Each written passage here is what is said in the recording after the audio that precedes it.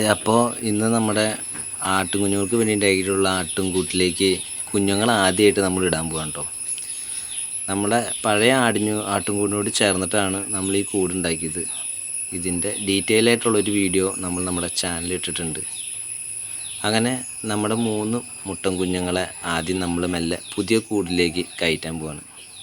പുതിയ കൂടായതുകൊണ്ട് തന്നെ ആദ്യം അവർക്ക് ചെറിയ ഒരു അമാന്തം ഉണ്ടായിരുന്നു ഉള്ളിൽ കയറാൻ.